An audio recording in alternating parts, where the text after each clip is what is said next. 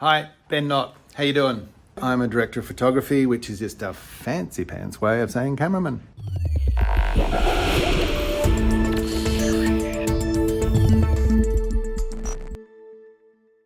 So let's have a quick chat about storyboards and how they're relevant to me as the director of photography in the filmmaking process. First of all, storyboards are, for those of you who don't know, are basically a visual shot list. They're a hand-drawn cartoon, if you like, that represents an edit sequence of a scene. So directors will use them to see how an edit sequence will play out. They'll use them as a shot list for a scene, if you like, and they can see from frame to frame on the storyboard how the scene might play out, and they're very handy for directors in that respect. They're also very handy for directors if they intend to send a scene off to another unit, to a second unit, if you like. And they're a great way of the director signalling his intent to the second unit director and making sure that the second unit director covers the scene as the director might see it. I think best now that I show you a couple of different instances and we can chat about it as we go. These are storyboards that are drawn for the film Danger Close that was shot here on the Gold Coast in 2018.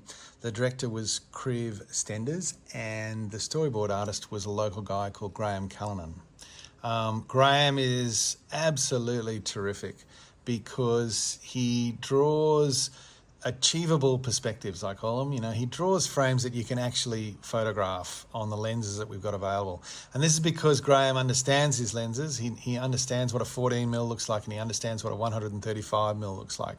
And he draws his frames accordingly. So we can absolutely use these as a shooting roadmap, if you like, to get the day's work done. And generally what might happen is that the director's assistant would cut all the frames up and put them on a board and take them out to set, and we'll cross them off as we knock them down. I find them particularly useful, as I said, because I can speak to the kind of gear that we might need and the shot, you know, to get the various different shots. You know, if we need a drone or if we need a Steadicam or whatever, and I make little notes on the bottom that it's a Steadicam shot and things like that.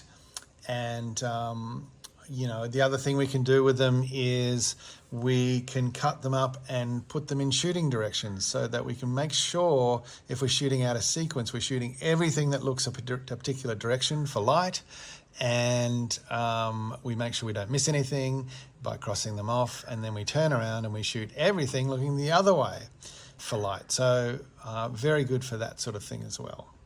So that's those, and then this is another, I guess, a different representation of storyboards, if you like. This was drawn by Michael Spierig of the Spierig Brothers for the film Winchester.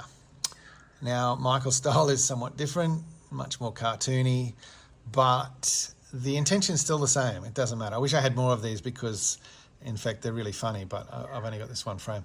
But the information's still the same, you know. You still, from the description down below here, we understand his intention or their intention, and you know, the notes are relevant, you know, where we are, what time of day it is, who is who in the frame, you know.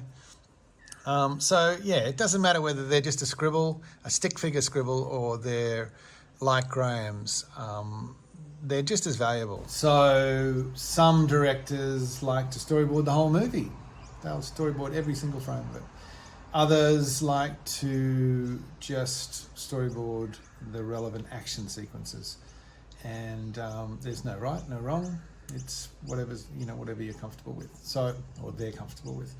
From a director of photography point of view, I find them very handy because initially they show me a visual representation of the style of the film, the visual style of the film that the director is after.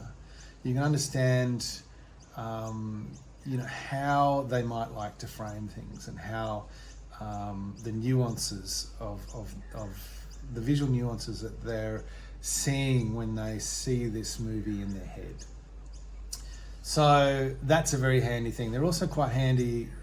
You can quite often speak to equipment required when you watch and look at someone's storyboards, and you'll say, right, I need a crane. I need a crane in this scene because he's drawn a high wide shot, or I need a drone.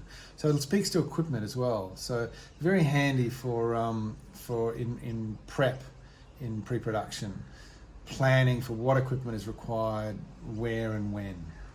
So I find them very handy for that. They vary in their complexity in terms of, or the detail in which they're drawn. Some are beautifully drawn, colourful images that are incredible. Some are very rudimentary. Again, no right, no wrong.